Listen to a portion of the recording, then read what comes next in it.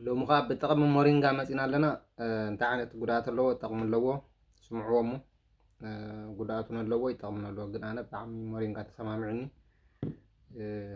سوتي ايه نعيك اصبو يسمعني قن قدراتكم زلو سمعوه مورينجا تقامي قن قدراتنا اللو مالتي لا ترى تكل አይደለም የምነግራችሁ ዛሬ የምነግራችሁ ስለ እጽዋት ንጉስ ስለ ተፈጥሮ ፋርማሲ ስለ ድንቁ ሞሪንጋ ወንም ደግሞ በሀገራችን አጠራር ሽፈራው ስለሚባለው እጽዋት ነው። ልብ በሉ ፈጣሪ በዚች ምድር ላይ ለሰው ልጅ በሽታ ሁሉ መድኃኒት በቅጠልና በስር መልክ አስቀምጦልናል። ሞሪንጋ ደግሞ የነዚህ ሁሉ መድኃኒቶች ማጠቃለያ የጤናችን ዘብ የሰውነታችን ጋሻ ነው። ለምን ንጉስ ተባለ ልትሉ ትችላላችሁ። ልንገራችሁ፣ ይሄ ቅጠል ተራ ቅጠል አይደለም።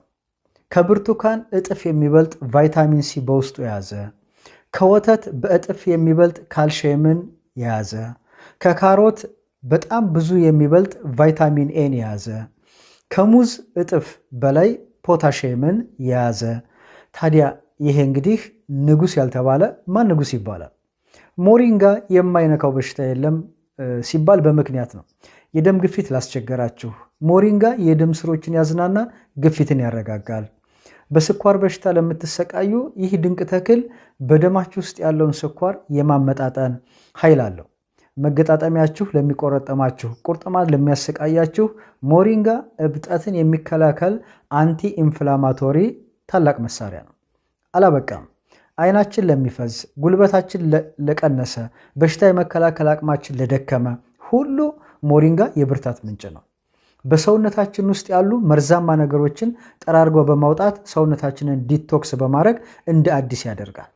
ከ300 በላይ ለሚሆኑ በሽታዎች መፍትሄ እንደሆነ ሳይንስ ደጋግሞ መስክሮለታል። ስለዚህ ጤና በገንዘብ አይገዛም፣ ነገር ግን በተፈጥሮ ጥበብ ጤና ይጠበቃል። ይህንን የፈጣሪ በረከት እንድትጠቀሙ እመክራችኋለሁ። ሞሪንጋ እጅግ በጣም ለሰው ልጆች ወሳኝና ጠቃሚ የሚባል የእጽዋት ንጉስ ነውና ሞሪንጋን እንድትጠቀሙ እመክራለሁ። ታዲያ ሞሪንጋን ስትጠቀሙ እርጉዝ ሴቶች ወይም ደግሞ የሚያጠቡ እናቶች እንዲጠቀሙት አይመከርም።